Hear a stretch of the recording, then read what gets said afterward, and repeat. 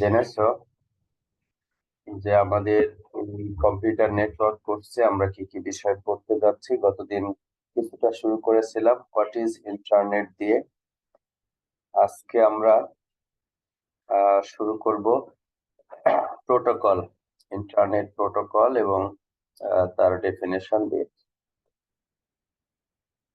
তো আমরা জানি প্রোটোকল হলো কম্পিউটার নেটওয়ার্কের সেই রুলস এন্ড রেগুলেশন যেটা একটা মেশিন থেকে আর একটা মেশিনে ডেটা ট্রান্সফারের জন্য ব্যবহৃত হয়। মোর স্পেসিফিক্যালি যদি বলি, কোন কম্পিউটারে যে অ্যাপ্লিকেশন রান হচ্ছে এটা যদি হয় ক্লায়েন্ট সার্ভার কমিউনিকেশন, তাহলে সার্ভার মেশিনে যে অ্যাপ্লিকেশন রান করছে সেই অ্যাপ্লিকেশনের সাথে ক্লায়েন্ট মেশিনের আরেকটা অ্যাপ্লিকেশনের যে যোগাযোগ, মেসেজ এক্সচেঞ্জ, ইনফরমেশন এক্সচেঞ্জ, বিভিন্ন ভয়েস এক্সচেঞ্জ, মাল্টিমিডিয়া এক্সচেঞ্জ ইত্যাদির জন্য যে রুলস এন্ড রেগুলেশন সেটাকে বলবো হলো আমরা প্রোটোকল। এবং এই এই প্রোটোকল আসলে যখন হিউম্যান আমরা একে অপরের সাথে কমিউনিকেট করি তখনও আসলে এই ধরনের নিয়ম কানুন মেনে চলি, এবং মেশিন গুলি যখন একে অপরের সাথে কমিউনিকেট করবে ওভার দ্য নেটওয়ার্ক তখন আসলে এই নিয়ম কানুন তারা মেনে চলবে।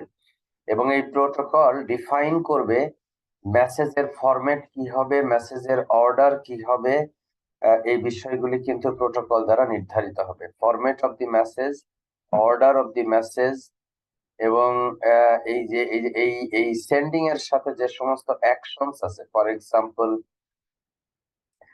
কি পরিমাণ ব্যান্ডউইথ অ্যালোকেট হবে, কি পরিমাণ ডিলে এক্সপেরিয়েন্স হবে, এরপরে যদি কোনো মেসেজ হারিয়ে যায় তাহলে সেটা কিভাবে আবার রিট্রান্সমিট হবে, এই নানান বিষয় সমূহ ট্রান্সমিশন এবং রিসিপশন রিলেটেড এইগুলি সব প্রোটোকলের অন্তর্ভুক্ত থাকবে। এই কোর্সে আমরা কম্পিউটার নেটওয়ার্কের বেশ কতগুলি protocol, starting from application layer protocol, আমরা ট্রান্সমিশন কন্ট্রোল প্রোটোকল এবং নেটওয়ার্ক রাউটিং প্রোটোকলস যেটা প্র্যাকটিক্যালি ইন্টারনেটে ব্যবহৃত হচ্ছে সেগুলি সম্পর্কে আমরা ধারণা পাব। আমরা যদি একটা অ্যানালজি জানি যে হিউম্যান কমিউনিকেশনের জন্য আর কম্পিউটার নেটওয়ার্কের জন্য যে ধরনের প্রোটোকল ব্যবহৃত হয় তার মধ্যে কোনো সিমিলারিটি আছে কিনা খেয়াল করে দেখো।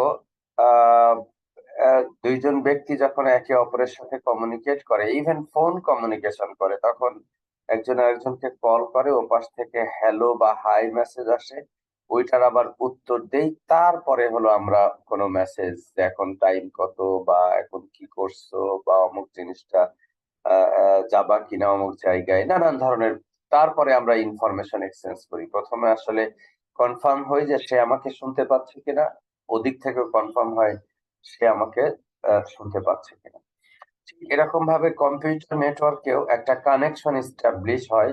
বেশিরভাগ কমিউনিকেশনে এর আবার নানান প্রকারভেদ আছে, সেগুলি নিয়ে আমরা পরে আলোচনা করব।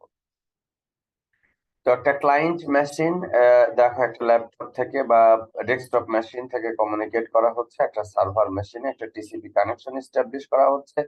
সার্ভার যদি বলে যে হ্যাঁ আমি এই কানেকশন এস্টাবলিশ করার জন্য রেডি আছি, কমিউনিকেশনের জন্য রেডি আছি, তাহলে একটা পজিটিভ রেসপন্স আসে। এরপরে এইখান থেকে কোনো ইনফরমেশন যায় যে এই বইয়ের কন্টেন্ট, যেরকম Georgia Tech University of Massachusetts থেকে গ্রাজুয়েট স্কুল কম্পিউটার সায়েন্স এর গ্রাজুয়েট স্কুলের রিপোজিটরিতে ক্রুজ এন্ড রসের বইয়ের কন্টেন্ট আছে, সেই কন্টেন্ট সে পাঠাচ্ছে, এরপরে সে ফাইল আকারে পাঠিয়ে দিচ্ছে। তো এই যে কনভারসেশন, যে একে অপরের সাথে কমিউনিকেট করার আগে, অ্যাকচুয়াল কোনো কিছু কমিউনিকেট করার আগে they are exchanging some messages confirming each other whether they are ready for communication or not, এটাকে আমরা বলছি হলো প্রোটোকল। এটা হলো ফান্ডামেন্টাল ডেফিনেশন। আমরা এখন এন্টার করব হলো একটা ইন্টারনেটের, আমরা বলি nuts and Bolts view, that means কি কি কম্পোনেন্ট এখানে আছে ইন্টারনেট নেটওয়ার্কের, সেটা আমরা এখন বোঝার চেষ্টা করব। খেয়াল করে দেখো যে এইরকম একটা ইন্টারনেট আর্কিটেকচার, অনেক ধরনের নেটওয়ার্ক, এই যে রাউটার, এগুলি কানেক্টেড, এবং এই ডিভাইস কোনগুলিকে বলি? মোবাইল ডিভাইস, যেটা দিয়ে আমি ইন্টারনেটের সাথে কানেক্টেড হচ্ছি, আমার ল্যাপটপ যেটা দিয়ে ইন্টারনেটের সাথে কানেক্টেড হচ্ছি, আমার অ্যাক্সেস পয়েন্ট যেটাকে আমি অ্যাক্সেস করছি, অথবা ইভেন আমার মোবাইল স্টেশন টাওয়ার, এগুলি ফাস্ট হোক অ্যাক্সেস এর জন্য যেগুলি ব্যবহার করা হচ্ছে, এগুলিকে আমরা বলি এজ ডিভাইসেস। নেটওয়ার্ক এজে কি থাকবে? হোস্ট থাকবে, ক্লায়েন্ট অ্যান্ড সার্ভার্স। এবং সার্ভারগুলি আজকাল বেশিরভাগ ক্ষেত্রেই সার্ভারগুলি বড় বড় ডেটা সেন্টারে থাকে। দেখো, এটা একটা ডেটা সেন্টার নেটওয়ার্ক। ডেটা সেন্টারে এই সার্ভারগুলি আজকাল বেশিরভাগ ক্ষেত্রেই ডেটা সেন্টারে এই সার্ভারগুলি থেকে থাকে। সার্ভারগুলি সবসময় open, always available, but client গুলি অলওয়েজ অ্যাভেলেবল না, ইন্টারমিটেন্টলি অ্যাভেলেবল। যখন যে ক্লায়েন্টের সার্ভিস প্রয়োজন হয় সে তখন নেটওয়ার্কে অ্যাভেলেবল হয়। বাট সার্ভারগুলি যেহেতু এরকম অসংখ্য লক্ষ হাজার ক্লায়েন্টকে সার্ভিস দিচ্ছে, এজন্য they are always being available in the internet. Access media হিসাবে আমরা ব্যবহার করি কি? বিভিন্ন ধরনের আছে। ওয়ার্ড লিংক আছে, ওয়্যারলেস লিংক আছে, এবং বিভিন্ন ধরনের কমিউনিকেশন লিংক, অপটিক্যাল ফাইবার আছে, কোয়াক্সিয়াল কেবল আছে, এরপরে টুইস্টেড পেয়ার আছে, বিভিন্ন ধরনের কেবল আছে যেটা দিয়ে আমরা কমিউনিকেট করি। এই যে এটা একটা কমিউনিকেশন লিংক, এটা একটা কমিউনিকেশন লিংক, এই ধরনের কমিউনিকেশন লিংক আমরা ব্যবহার করি। এই নেটওয়ার্কটাকে যদি বলি, এটাকে বলা হয় হলো একটা এন্টারপ্রাইজ নেটওয়ার্ক। আর এই মাঝখানে যেটা দেখা যাচ্ছে, দেখো, এগুলির সাথে ডাইরেক্টলি কোনো এজ ডিভাইস কানেক্টেড নাই। তার মানে কি? They are creating the backbone of the network. আমরা ওপেন এগুলিকে নেটওয়ার্ক কোর ডিভাইস বলে থাকি। নেটওয়ার্ক কোর ডিভাইস বলে থাকি, সেটা হলো interconnected routers and the network of routers that are creating the backbone of the network, and these routers are basically facilitating communication in between the end hosts located at different corners of the network. তো এই দৃষ্টিকোণ থেকে আমরা যদি বলি যে age router, এই যে এই রাউটারটাকে বলি আমরা এজ রাউটার, এইগুলিকে সুইচ, এই যে এটা কি একটা ওয়াইফাই অ্যাক্সেস পয়েন্ট, এইটাকে বলতেছি একটা এজ রাউটার। এই এজ রাউটার গুলি ডাইরেক্টলি কোনো হোস্টের সাথে কানেক্টেড থাকবে, রেসিডেন্সিয়াল এরিয়া থেকে অ্যাক্সেসের জন্য থাকবে, কোনো কলেজ, ইউনিভার্সিটি, অর্গানাইজেশন কে কানেক্টেড করার জন্য থাকবে, এবং মিডিয়া হিসেবে মিডিয়াম অ্যাক্সেস কন্ট্রোল নেটওয়ার্ক এখানে থাকবে। আমরা যদি কেবল বেসড অ্যাক্সেস নেটওয়ার্ক আর একটু ডিটেল আমরা চিন্তা করি, আজকাল প্রায়শই আমরা দেখতে পাই যে হোম নেটওয়ার্কের ক্ষেত্রেও একটা রেসিডেন্সিয়াল এরিয়াতে অপটিক্যাল ফাইবার দিয়ে কিন্তু এই ধরনের নেটওয়ার্ক তৈরি করা হচ্ছে। এবং এই অপটিক্যাল ফাইবার গ্যাসের পাইপ, পানির পাইপ যেরকম মাঝখান দিয়ে যায় এবং সেখান থেকে ট্যাপ বের করে বাড়ি বাড়ি পৌঁছায় দেওয়া হয়, ঠিক ওই রকম অপটিক্যাল ফাইবার থেকেও স্প্লিটার দিয়ে দিয়ে প্রত্যেক বাড়িতে, কারণ এক একটা বাড়িতে অনেকগুলি ইলেকট্রনিক ডিভাইস, একটা সেট টপ বক্স বা কেবল মডেমের মাধ্যমে আমাদের ওয়াইফাই রাউটার আমরা কানেক্টেড করি, সেটার সাথে একাধিক ডিভাইস কানেক্টেড থাকে। আমরা টিভি কে কানেক্ট করি, আজকাল আইপি টিভি তৈরি হয়েছে যেটির মাধ্যমে আমরা ইন্টারনেটের মাধ্যমে টিভি চ্যানেলগুলির অ্যাক্সেস পাচ্ছি। আর ডেস্কটপ বা ল্যাপটপ ডিভাইস যেগুলি আছে সেগুলি তো ওয়ার্ড বা ওয়্যারলেস যে কোনো ভাবে তারা ইন্টারনেটের সাথে কানেক্টেড থাকতে পারে। তো এই যে কানেকশনগুলি, এই কানেকশনগুলির জন্য আমরা কেবল বেসড অ্যাক্সেস নেটওয়ার্ক ব্যবহার করতে পারি, এবং ওয়্যারলেস অ্যাক্সেসও আমরা ব্যবহার করতে পারি। এবং আমরা জানি যে এই একটা কেবলের ভিতর দিয়ে অনেকগুলি চ্যানেলের ডেটা আসলে সাইমালটেনিয়াসলি এরকম পাঠানো সম্ভব, এবং এক এক চ্যানেলের ফ্রিকোয়েন্সি হলো এক এক রকম, সেটার উপরে ভিত্তি করে আমাদের টিভিতে বিভিন্ন চ্যানেল আসে বা ইত্যাদি। ফ্রিকোয়েন্সি ডিভিশন মাল্টিপ্লেক্সিং মোস্টলি ব্যবহার করা হয় টিভিতে, সেভাবে করে আমরা বিভিন্ন চ্যানেল সেখানে দেখতে পারি। এখন ইন্টারনেট সার্ভিস প্রোভাইডার, এক সময় ইন্টারনেট সার্ভিস প্রোভাইডারের কাছ থেকে আমরা যে সার্ভিস নিতাম সেটা শুধুমাত্র এবং কেবলমাত্র ইমেইল, ওয়েব অ্যাক্সেস এইগুলির মধ্যে সীমাবদ্ধ ছিল। কিন্তু এখন আইএসপির মাধ্যমে যে আমরা ইন্টারনেট সার্ভিসগুলি দেই সেগুলি কিন্তু এক্সটেন্ডেড হয়েছে।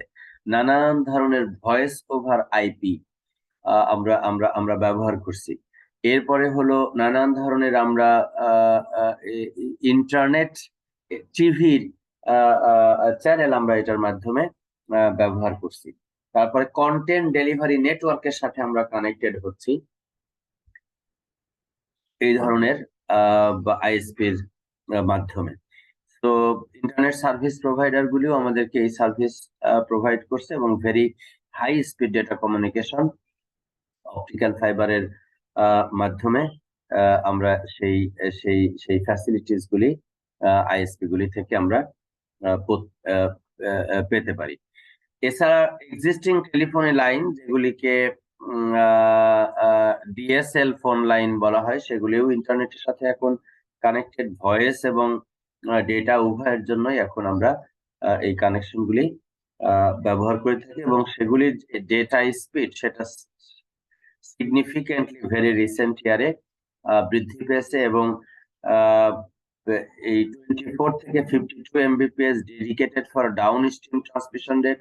ডাউন স্ট্রিম ট্রান্সমিশন রেট মানে হলো ওই ইন্টারনেট রিপোজিটরি থেকে যদি আমার বাসায় বা অফিসে যদি আমি ইন্টারনেট ডাউনলোড করি কোনো কিছু, এটাকে ডাউন স্ট্রিম ট্রান্সমিশন বলে। আর আপ স্ট্রিম ট্রান্সমিশন বলতে আমাদের যে সমস্ত device, be it laptop, mobile phone or any other device, আমরা যে সমস্ত এন্ড ডিভাইস থেকে ডেটা কোনো ইন্টারনেট রিপোজিটরিতে আপলোড করি, কোনো সার্ভারে আপলোড করি, এটাকে আপ স্ট্রিম ট্রান্সমিশন বলা হবে। এবং এই অ্যাক্সেস নেটওয়ার্কে আজকাল অনেকগুলি ডিভাইস সাইমালটেনিয়াসলি একটা জায়গায় কানেক্টেড থেকে থাকে তোমরা জানো। এবং এই সেন্ট্রাল অফিসের যে হেড এন্ড সেটা নানান ধরনের পদ্ধতির মাধ্যমে কানেক্টেড থাকে। এগুলি রাউটারের ফাংশনালিটিস, নেটওয়ার্ক অ্যাড্রেস ট্রান্সলেশনের ফাংশনালিটিস, ফায়ারওয়ালের ফাংশনালিটিস, এগুলি আমরা পরবর্তীতে ডিটেল পড়বো। এখানে আমরা শুধু একটা আর্কিটেকচার দেখছি যে কি কি কম্পোনেন্ট আসলে এখানে থাকতে পারে। ওয়্যারলেস অ্যাক্সেস পয়েন্ট, এটা একটা ওয়ার্ড ইথারনেট 1 Gbps এর কানেক্টেড উইথ দ্য রাউটার, এটাও তাই। এটা ওয়্যারলেস এর মাধ্যমে কানেক্টেড এই অ্যাক্সেস পয়েন্টের সাথে, এটা ওয়্যারলেস এর মাধ্যমে এই অ্যাক্সেস পয়েন্টের সাথে কানেক্টেড এবং এগুলি আজকাল অনেক এমবিপিএস 400-500 এমবিপিএস পর্যন্ত ডেটা রেট এগুলি প্রোভাইড করছে। এবং often these networks are connected in a single box। এই ধরনের একটা পার্টিকুলার বক্সের মাধ্যমে আমরা কানেকশনটা এক্সটার্নাল নেটওয়ার্ক থেকে আমাদের হোম পর্যন্ত বা অফিস পর্যন্ত আমরা নিয়ে আসছি এবং সেখান থেকে আমরা ব্যবহার করছি।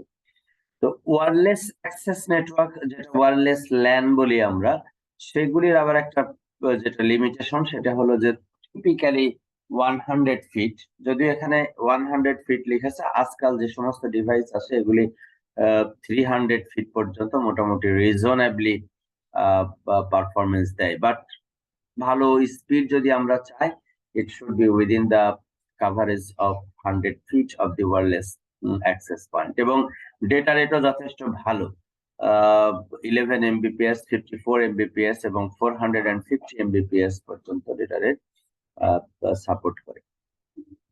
এবং wide area cellular access network যদি বলি, তাহলে বেজ স্টেশনের সাথে আমরা যে মুভিং কার বা মুভিং ডিভাইস এগুলি আমরা কানেক্টেড থাকতে পারি। এবং এই সেলুলার নেটওয়ার্কের গুলির সাধারণত 10 কিলোমিটার পর্যন্ত এদের একটা নেটওয়ার্কের 2 to 10 কিলোমিটার আর কি, 2 to 10 কিলোমিটার এগুলির হলো কানেকশন। কিন্তু আরবান এরিয়াতে, ঢাকা শহরে যেরকম, যেহেতু প্রচুর মানুষ, এই জন্য সাধারণত খুবই ছোট ছোট, আমরা বলি স্মল সেল নেটওয়ার্ক, 300 মিটার থেকে শুরু করে এরকম মাত্র 2000 মিটারের মধ্যে এগুলি আমরা ইনস্টল করি, 2 কিলোমিটার। এর কারণ হলো যে একটা বেজ স্টেশনের মোট কতগুলি ইউজারকে সার্ভিস প্রোভাইড করতে পারবে তার একটা লিমিটেশন থাকে এবং এর যে ব্যান্ডউইথ আছে সেটিও লিমিটেড। এই কারণে আজকাল আমরা স্মল সেল ব্যবহার করি। ঢাকা বিশ্ববিদ্যালয়ের এই যে ক্যাম্পাস, সেটা সম্পর্কে তোমাদের অনেকের ধারণা আছে। আমার জানা মতে এখানে বেজ স্টেশন, একটা পার্টিকুলার কোম্পানিরই বেজ স্টেশন আছে হলো এখানে 12টা। তার মানে হলো এখানে প্রচুর পরিমাণ মানুষ, টিএসসিতে মানুষ আসছে, এই কার্যহরে প্রচুর মানুষ আসছে, বিভিন্ন একাডেমিক বিল্ডিং এ মানুষ আসছে, কলা ভবনে মানুষ আসছে। এদের এদের এদের প্রচুর পরিমাণ সার্ভিস প্রয়োজন হয়। আমাদের ইয়েতে তোমার হলো সচিবালয়, এখানে এক একটা বিল্ডিং এ প্রায় 7-8টা করে মন্ত্রণালয়ের অফিস। আহ, আহ, এরকম প্রচুর পরিমাণ অফিসার এবং কর্মকর্তা বিভিন্ন লেভেলের, তারা হলো এখানে ইন্টারনেট অ্যাক্সেস করে সারা বাংলাদেশের বিভিন্ন জায়গার সাথে কানেক্টেড হচ্ছে উইথ হাই রিলায়েবিলিটি। এখানেও এরকম স্মল সেল নেটওয়ার্ক তৈরি করা হয়েছে so that high speed connection সেখানে দেওয়া সম্ভব হয়। এবং এটির মাধ্যমে এখন 10 Mbps পর্যন্ত সেলুলার কানেকশন দেওয়া সম্ভব হচ্ছে, এবং 5G সামনে যেটা আসছে সেটি আরো বেশি স্পিড প্রোভাইড করতে পারবে। যদিও ওয়ার্ল্ড ওয়াইড কিন্তু এখন 6G'র উপরে রিসার্চ চলছে এবং মোটামুটি ইমপ্লিমেন্টেশন এক্সপেক্ট করা হচ্ছে কিছু কিছু দেশে এবছর থেকেই শুরু হবে। সো ভেরি হাই স্পিডে এই নিউ নেটওয়ার্ক টেকনোলজি গুলি আমাদের এই কমিউনিটিতে পিনেট্রেট করছে, যেটা আসলে সার্ভিস কোয়ালিটি এখানে এক্সটেন্ড করার জন্য, ইউজারের কমফোর্টেবিলিটি ইনক্রিজ করার জন্য এই সার্ভিস সমূহ এখানে এসেছে। এবং এই ধরনের প্রত্যেকটা ইনস্টিটিউশনে সাধারণত তাদের নিজস্ব ইমেল সার্ভার, নিজস্ব ওয়েব সার্ভার ইত্যাদি কানেক্টেড থাকবে ইথারনেট সুইচের মাধ্যমে, and then router connected with the external network, means any other ISP or IXP, যেগুলির মাধ্যমে তারা হলো এক্সটার্নাল ইন্টারনেটের সাথে কানেক্ট করতে পারবে ইন্টারনেট সার্ভিস প্রোভাইডারের মাধ্যমে। এবং ইথারনেটের মাধ্যমে এখনো পর্যন্ত হাই স্পিড জিবিপিএস উঠানো সম্ভব, কিন্তু ওয়াইফাই এর মাধ্যমে আসলে relatively less speed up to 450 Mbps পর্যন্ত ডেটা ট্রান্সমিশন সম্ভব। এবং এই ধরনের অ্যাক্সেস নেটওয়ার্কের এটা একটা হলো Massachusetts Green High Performance Computing. এটা এটা এটা হলো, দেখো, সিরিজ অফ কম্পিউটার এরকম র্যাকের মধ্যে পরপর পরপর বসানো আছে, এবং এই এই এই উপর দিয়ে সব হলো কুলিং সিস্টেম বসানো আছে। আমি এরকম অনেকগুলি ডেটা সেন্টার ভিজিট করেছি, সেইখানে মেশিন গুলি হলো এরকম আলমিরার মতো এরকম র্যাকের মধ্যে, এবং এইগুলির প্রচুর পরিমাণ হিট জেনারেট করে, কারণ অল অ্যাক্রস দ্য কান্ট্রি হাজার হাজার মানুষ সাইমালটেনিয়াসলি এই সমস্ত সার্ভার থেকে সার্ভিস নিচ্ছে। আমি এক সময় কাজ করেছি বাংলাদেশ পাসপোর্ট, স্বরাষ্ট্র মন্ত্রণালয়ের পাসপোর্টের ন্যাশনাল ইভালুয়েশন কমিটির এক্সপার্ট মেম্বার হিসাবে। তো ওদের উত্তরাতে যে ডেটা সেন্টার আছে সেটাতে, এরপরে যশোরে একটা ডেটা সেন্টার আছে সেটাতে আমি ভিজিট করেছি। তো সেইখানে দেখেছি যে এরকম হিউজ ইনফ্রাস্ট্রাকচারাল সাপোর্ট দিয়ে রেখেছে ভেতরের টেম্পারেচার সামহট অ্যারাউন্ড 18 ডিগ্রি টু 20 ডিগ্রির মধ্যে অলওয়েজ রাখার জন্য। এবং সেখানে সারা বাংলাদেশের সকল পাসপোর্ট অফিস থেকে বেশ কিছু সার্ভিস সেখান থেকে নেওয়া হচ্ছে। আর সাধারণ মানুষ তাদের ঘরে বসে যে কোনো জায়গা থেকে অ্যাপ্লিকেশন করতে পারছে এবং মনিটর করতে পারছে তাদের এই পাসপোর্ট রিনিউ অথবা নতুন পাসপোর্টের প্রোগ্রেস সম্পর্কে দেখার জন্য। এরপরে হলো বিভিন্ন ধরনের ভেরিফিকেশন, এয়ারপোর্ট থেকে শুরু করে এই যতগুলি বর্ডার আছে সেইখানে এই পাসপোর্টের ভেরিফিকেশন, এন্ট্রি এবং এক্সিটের সময় এই সার্ভারে সার্ভিস চলতেছে, সেখানের মাধ্যমে এক্সিট এন্ট্রি ভেরিফিকেশন গুলি চলছে। বিশ্বের বিভিন্ন দেশে বাংলাদেশি পাসপোর্ট যত জায়গায় শো করা হচ্ছে, সেই সমস্ত জায়গা থেকে এখানে এপিআই দিয়ে দেওয়া আছে, সেই এপিআই তে ইনভোক করে ওই পাসপোর্টের যে অথেন্টিসিটি সেটা চেক করতেছে এই সমস্ত সার্ভারে হুক করে। তাহলে সারা বিশ্ব থেকে ট্রাফিক এখানে আসছে এবং সেই ট্রাফিকের এখান থেকে আনসার দিচ্ছে। তো এই কারণে এদের এদের এদের এদের হিউজ একটা ইন্টারনেট রিলায়েবল ইন্টারনেট সার্ভিস সেখানে প্রোভাইড স্যার করছে। জি একটা কোশ্চেন করবো, বলো প্লিজ। যদি কোনো সময় ইন্টারনেট কানেকশন ডিসকানেক্ট হয়ে যায় তাহলে কি হবে স্যার? ইন্টারনেট যদি কানেকশন সার্ভারের, জি স্যার।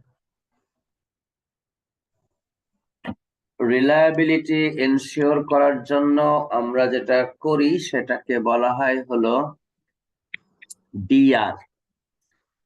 ডিআর ব্যবহার করা হয়, বুঝছো? এটা হলো কি তোমার ডেটা রিডান্ডেন্সি।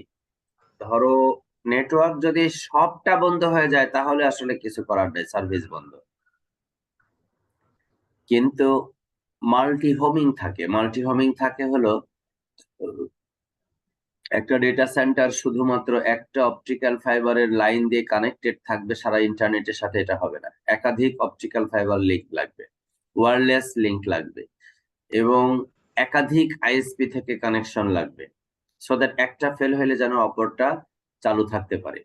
সার্ভারের সার্ভিস, ফিজিক্যাল সার্ভার একটা ফেল হলে অপরটা যেন অটোমেটিক্যালি সেটার দায়িত্বভার গ্রহণ করতে পারে। আমরা ফল্ট টলারেন্স করি। ফল্ট টলারেন্স মানে যে কোনো ধরনের সার্ভার ফেইলার অথবা নেটওয়ার্ক ফেইলার হলে সেখানে যেন অল্টারনেট সার্ভার, অল্টারনেট নেটওয়ার্কের ব্যবস্থা থাকে, সো দ্যাট সেই সার্ভিসটা দেওয়া সম্ভব হয়।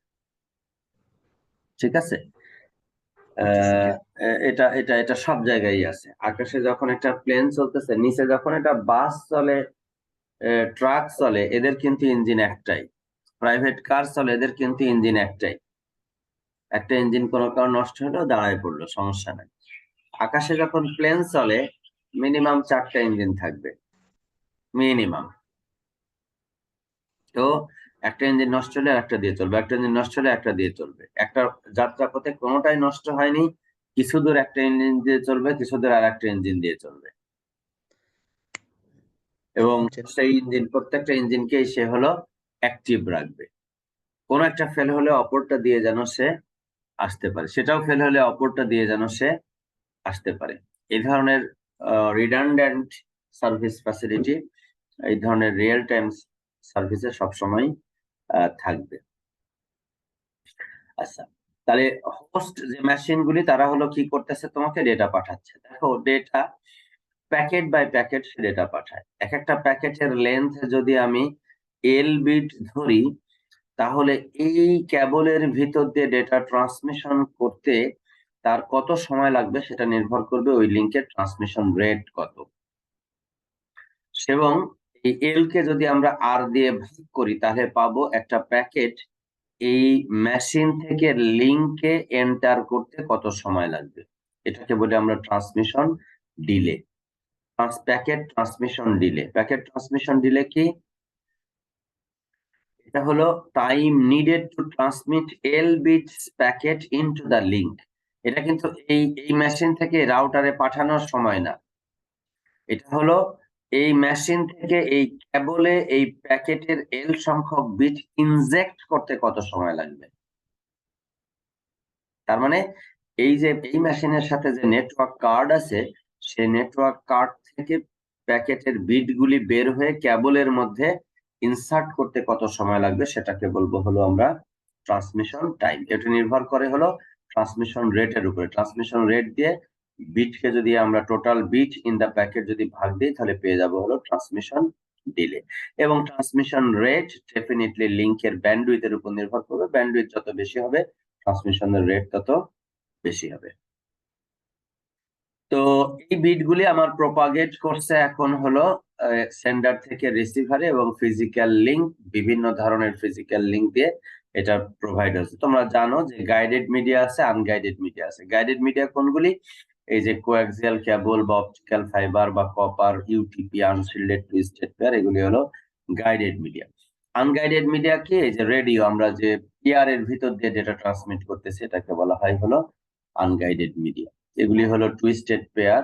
এইগুলি সাধারণত আমরা ল্যাবরেটরিতে বা অফিস ইত্যাদি সকল জায়গায় আমরা এগুলি এখন বেশি ব্যবহার করি। এগুলি 100 Mbps থেকে শুরু করে 1 Gbps ইথারনেট পর্যন্ত, এবং ক্যাটাগরি 6 UTP যেটা আছে সেটা 10 Gbps পর্যন্ত সে রেট সাপোর্ট করে। কোয়াক্সিয়াল কেবল সাধারণত এখন আর ল্যানের জন্য ব্যবহৃত হয় না, এগুলি এখন ব্যবহার করা হয় টিভি ডিস্ট্রিবিউশন নেটওয়ার্কের জন্য। এগুলিও 100 Mbps per channel multi frequency band provide করে, এবং এগুলিও copper conduct. Fibre optic cable হলো সবচেয়ে হাই স্পিড, এগুলি 10 থেকে 100 Gbps পর্যন্ত, এবং এদের ইরোর রেট হলো সবচাইতে কম, 10⁻⁻6। এখন এটা নানান ধরনের রিসার্চ চলছে, এটা 10⁻⁷। কেউ কেউ দাবি করতেছে লো ডিস্টেন্সে 10⁻⁷ পর্যন্ত হতে পারে। তার মানে 10 লক্ষ বিট ট্রান্সমিট করলে সেখানে একটা বিট ইরোর হওয়ার সম্ভাবনা আছে on an average.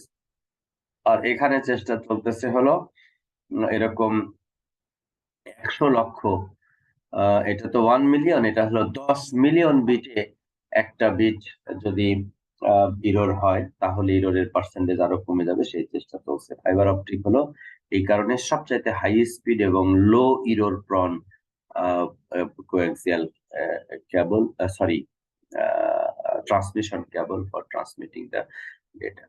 R wireless এর ক্ষেত্রে তো আমরা মূলত আসলে ইলেকট্রোম্যাগনেটিক সিগন্যাল পাঠাই। আমরা কপার ওয়্যার বলি, এটা কোয়াক্সিয়াল হোক অথবা ইউটিপি হোক, সেক্ষেত্রে আমরা ইলেকট্রিক্যাল সিগন্যাল পাঠাই। অপটিক্যাল ফাইবারের ক্ষেত্রে আমরা ওটা দিয়ে লাইট সিগন্যাল পাঠাই।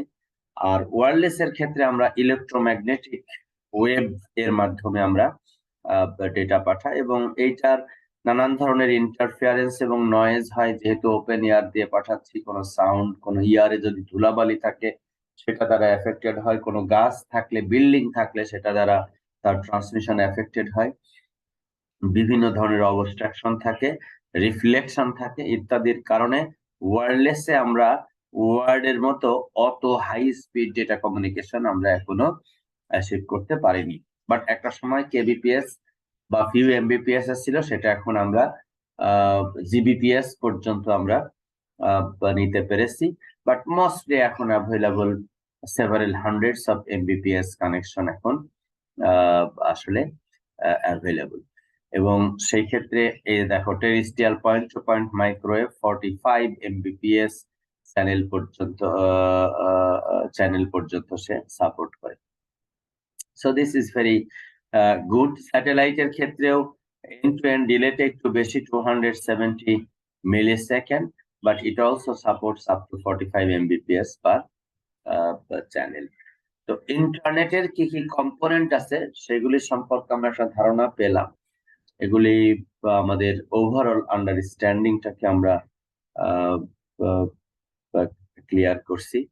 এখন আমরা একটু আলোচনা করব হলো fundamental of switching technology for transporting data from source to destination.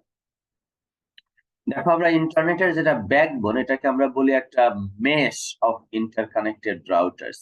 এই রাউটার থেকে যদি এই রাউটারে যেতে চাই, এটা একটা রাস্তা, এইটা একটা রাস্তা, আবার এখান থেকে এখানে গিয়ে এইখানে এসে তারপরে এখানে যাব, এটার একটা রাস্তা, আবার এখান থেকে এখানে এসে তারপরে এখানে গিয়ে তারপরে এখানে আসবে, এটা রাস্তা।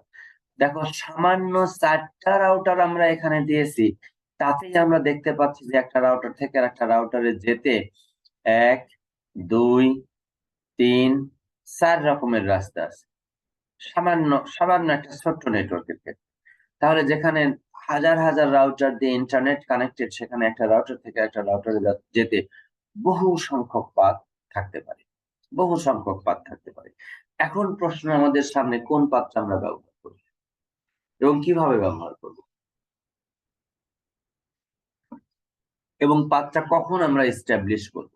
এই প্রশ্নের উত্তর দেওয়ার জন্য 2টা সুইচিং টেকনোলজি আছে আমাদের ইন্টারনেট আর্কিটেকচারে। একটা হলো প্যাকেট সুইচিং,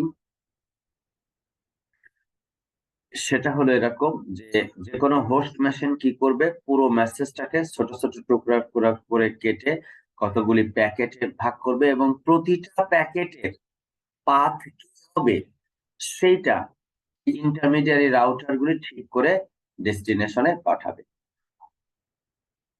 দ্যাট মিনস শুরু থেকে শেষ পর্যন্ত কোন পাথে ট্রাভেল হবে সেই পাথ ফিক্সড করে দিবে না, একটার পর একটা হয়ে হোপ বাই হোপ ট্রান্সফার হবে। আরো ডিটেল আমরা একটু পরে পড়ব। Network forwards packets from one router to the next across the link on the path from source to destination. কোনো ডেডিকেটেড পাথ সোর্স থেকে ডেস্টিনেশনে একই পাথ সব প্যাকেট ফলো করবে না, এক একটা পাথ সে কি করতে পারে, ফলো করতে পারে। এখানে একটা এক্সাম্পল দেওয়া হয়েছে। দেখো, প্রতিটা রাউটারের মধ্যে বেশ কতগুলি কম্পোনেন্ট আছে। তার মধ্যে একটা ইম্পর্টেন্ট কম্পোনেন্ট হলো একটা ফরওয়ার্ডিং টেবিল থাকবে, যে টেবিলের মধ্যে বলে দেওয়া থাকবে ওই প্যাকেটের গায়ের অ্যাড্রেস যদি এইটা হয় তাহলে সে 3 নাম্বার পোর্টের মাধ্যমে যে রাউটার কানেক্টেড আছে সেইখানে ডেটাটা পাঠায় দিবে। যদি এইটা হয় তাহলে 2, যদি এইটা হয় তাহলে 2, তাহলে এইখানে ডেটাটা পাঠায় দিবে। আর যদি এইটা হয় তাহলে 1 নাম্বার লিংক দিয়ে ডেটাটা পাঠায় দিবে। তার মানে ফরওয়ার্ডিং টেবিলই বলে দিচ্ছে যে কোনো প্যাকেট এখানে আসলে ওই রাউটার করবে কি, সেই প্যাকেটের যে হেডার আছে, প্যাকেটের ডেটাটা এইটা হলো হেডার, এই হেডারটাকে সে এক্সামিন করবে, করে দেখবে কোথায় প্যাকেটটা যাবে, কোন নেটওয়ার্কে যাবে। যদি এইটা থাকে তাহলে সে এইখানে পাঠাবে, মাঝখানের 2টা থাকলে সে এই রাউটারের কাছে পাঠাবে, লাস্টেরটা থাকলে সে এই রাউটারের কাছে পাঠাবে। আমি একটা সিম্পল এক্সাম্পল এখানে দিলাম, পরবর্তীতে যখন রাউটিং অ্যালগরিদম করবো এগুলি নিয়ে আরো ডিটেলস আলোচনা করব।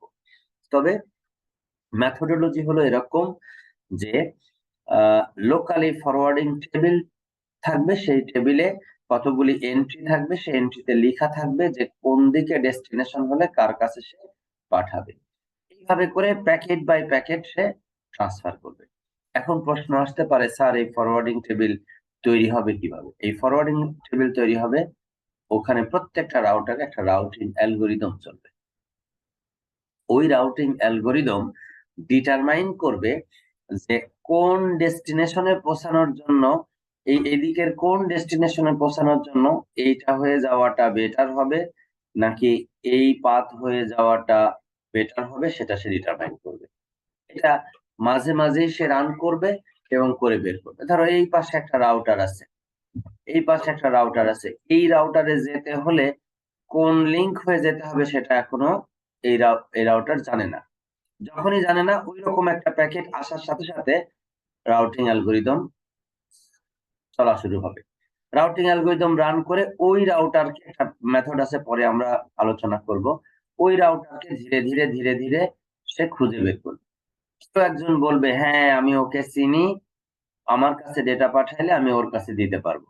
ও আবার বলবে হ্যাঁ আমিও চিনি, ও বলবে আমিও চিনি, ও বলবে আমিও চিনি, ও বলবে আমিও চিনি। ও তখন বলবে হ্যাঁ ঠিক আছে, তাহলে এর মাধ্যমে ডেটা পাঠালে 1, 2, 3, 4, 5 হোপে আমি ডেটাটা আমার আলটিমেট যে ডেস্টিনেশন আছে সেখানে আমি পাঠাইতে পারবো। তখন সে নতুন একটা এন্ট্রি এই ফরওয়ার্ডিং টেবিলে দিবে, দিয়ে বলবে আচ্ছা ঠিক আছে, তাহলে এই অ্যাড্রেস যদি থাকে তাহলে 1 নাম্বার রাউটারের মাধ্যমে ডেটাটা পাঠাবো। এইভাবে করে ফরওয়ার্ডিং টেবিলটা গ্র্যাজুয়ালি আপডেট হবে এবং ইনকামিং যে কোনো ডেটা প্যাকেটের হেডার ফিল্ডটাকে এক্সামিন করে রাউটার সিদ্ধান্ত নেবে নেক্সট কোন রাউটারের কাছে ডেটা পাঠাবে। এটাকে আমরা বলি হলো প্যাকেট সুইচিং আর্কিটেকচার। এই ফাংশনটাকে ফরওয়ার্ডিং ফাংশন বলে। Moving data from input port to the output port of A router, এটাকে বলবো আমরা ফরওয়ার্ডিং ফাংশন। আর রাউটিং অ্যালগরিদমের কাজ হলো গ্লোবালি হলো সোর্স ডেস্টিনেশন পাথ খুঁজে বের করা, এবং অনেকগুলি প্র্যাকটিক্যাল রাউটিং অ্যালগরিদম আছে যেগুলি ইন্টারনেটে ব্যবহৃত হয়। আমরা চ্যাপ্টার 4 এ গিয়ে সেই রাউটিং অ্যালগরিদম সম্পর্কে পড়বো। এখানে একটা সুন্দর অ্যানালজি দিয়েছে। রাউটিংটা অনেক সময় আমরা আজকাল গুগল ম্যাপে যে গাড়িতে যায় বা উবারে যায় বা যে কোনো ইয়েতে যায়, আমরা দেখি যে এখান থেকে এক জায়গা থেকে আর এক জায়গায় যাইতে কত সময় লাগে। এটা ইউনাইটেড স্টেটস এর ম্যাপ। এই সান জোসে ক্যালিফোর্নিয়ার একটা শহর, এখান থেকে একজন গাড়ি দিয়ে রওনা দিচ্ছে। এর পথেও সে যেতে পারে, কোথায় যাচ্ছে? নিউ ইয়র্কের নর্থহ্যাম্পটনে যাচ্ছে। নিউ ইয়র্কের নর্থহ্যাম্পটনে যাচ্ছে, এখান দিয়ে সে যেতে পারে। আবার এই উপরের নীল পাত দিয়েও যেতে পারে। এই পাত দিয়ে গেলে দেখাচ্ছে যে 48 আওয়ার্স লাগবে, এই পাত দিয়ে দেখাচ্ছে 5 আওয়ার্স লাগবে। তো ডেফিনেটলি শর্টেস্ট পাথ যেটা সেটাই সে ব্যবহার করবে। যে এখান থেকে সে ঠিক করলো যে এই পাথে সে যাবে, এটাকে বলা হবে হলো কি যে রাউটিং, যে পাথ সে খুঁজে পেল যে এইভাবে এভাবে যেতে হবে। আর এই প্রতিটা এটা হলো তোমার রাউটিং।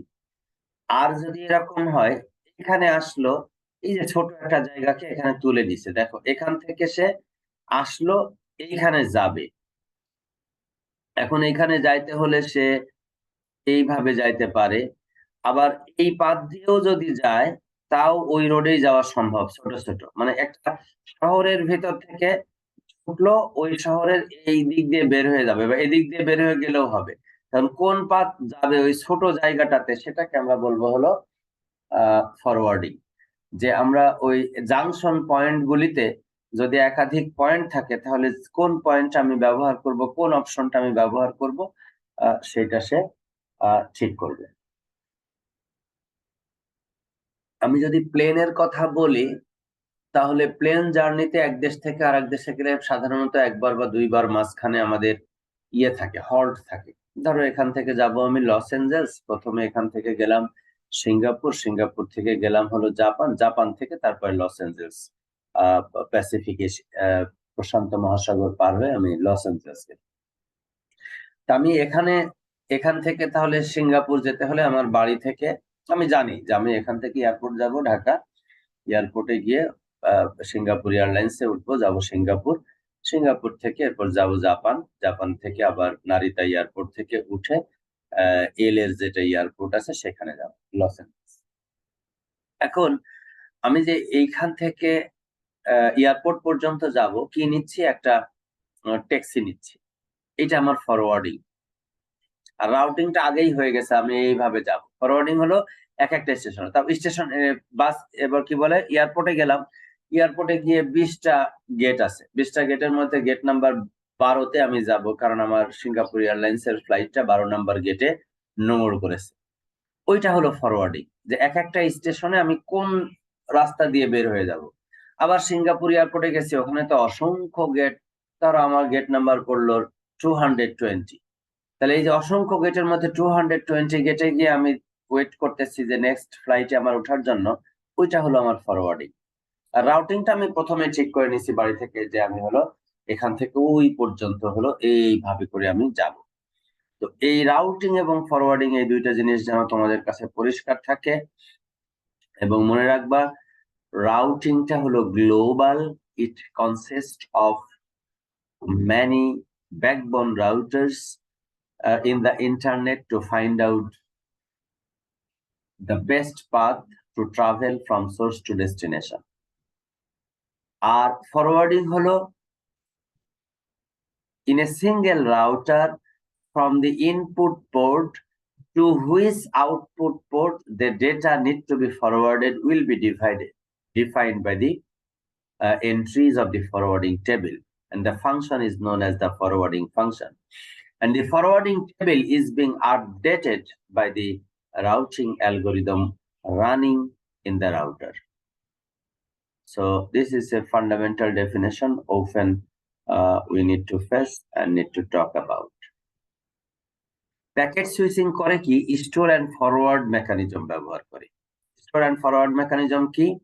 যেটা ধরো একটা রাউটার, প্যাকেট এখান থেকে পূর্ণাঙ্গ, দেখো অর্ধেক প্যাকেট চলে গেছে, অর্ধেক প্যাকেট এখনো যায়নি। অর্ধেক প্যাকেট এখানে আসলে ওই অর্ধেক প্যাকেটের উপরে এই রাউটার কোনো প্রসেস করবে না। এই পুরো প্যাকেটটা আসবে, সেই স্টোর করবে, এরপরে ওর হেডারটা পড়বে, পড়ে তারপরে ও নেক্সট ও কি করবে? ট্রান্সফার করবে। দ্যাট মিনস প্রত্যেকবার এল বাই আর টাইম লাগবে তার ট্রান্সমিট করতে। এল যদি হয় 10 কিলোবিটস আর যদি হয় 100 এমবিপিএস, তাহলে ট্রান্সমিশন ডিলে দেখো মাত্র 0.1 মিলিসেকেন্ড। 1 মিলিসেকেন্ডের 10 ভাগের 1 ভাগ। এই পুরোটা সে স্টোর করবে, স্টোর করার পরে তারপরে সে হেডার এক্সামিন করবে, হেডার এক্সামিন করে তারপরে নেক্সট হবে সে পাঠাবে, স্টোর করবে এবং সে ফরওয়ার্ড করবে। এখানে একটা মেকানিজম দিয়েছে, সেটা হলো এই যে প্যাকেটগুলি একটার পর একটা বিভিন্ন সোর্স থেকে সে আসার পরে এই প্যাকেটগুলি সে কিউইং করছে, কিউইং করার পরে একটার পর একটা প্যাকেট সে ট্রান্সমিট করছে।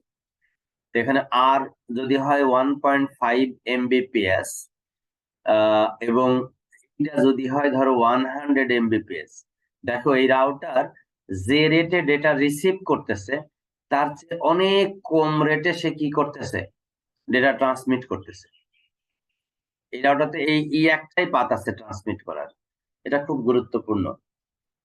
যে রেটে সে এন্টার পাচ্ছে কিন্তু যে রেটে সে ট্রান্সমিট করছে সেটা অনেক অনেক কম, মাত্র 1.5 এমবিপিএস, আর এটা হলো 100 এমবিপিএস। তার মানে ও প্রচুর পরিমাণ ডেটা রিসিভ করে ফেলবে, দেন ইট ক্যান ট্রান্সমিট ডেটা। তার মানে এখানে তখন এই রাউটারের যে বাফার স্পেস আছে, যদি ফিক্সড বাফার স্পেস হয় তাহলে বাফার স্পেস একটা পর্যায়ে গিয়ে কি হয়ে যাবে, ভর্তি হয়ে যাবে। ভর্তি হয়ে যাওয়ার পরে যদি আরো ডেটা আসে তাহলে সেই ডেটা সে কি করতে হবে, ড্রপ করে ফেলতে হবে। কাজেই কিউইং সিস্টেম খুব গুরুত্বপূর্ণ। আমার ইনপুট এবং আউটপুট রেটের মধ্যে একটা সামঞ্জস্যতা থাকতে হবে, সো দ্যাট কোন রাউটারই ইনকামিং কোন ডেটা প্যাকেটকে যেন তার ড্রপ করতে না হয়। এই যে এখানে এক্সাম্পল দিচ্ছে, কোন একটা টোল বুথ, এখানে মাঝে মাঝে তোমরা এরকম দেখো পদ্মা বা যমুনা সেতুর উপরে সামনে টোল বুথের ওখানে বিশাল লাইন। টোল বুথ এরকম প্রচুর পরিমাণ 4 লেন 6 লেনের রাস্তা, শত শত হাজার হাজার গাড়ি চলে আসছে, কিন্তু টোল বুথে এক একটা গাড়ির টোল আদায় করতে অনেক বেশি সময় লেগে যাচ্ছে, ফলে সেখানে ট্রাফিক জ্যাম শুরু হয়ে গেছে।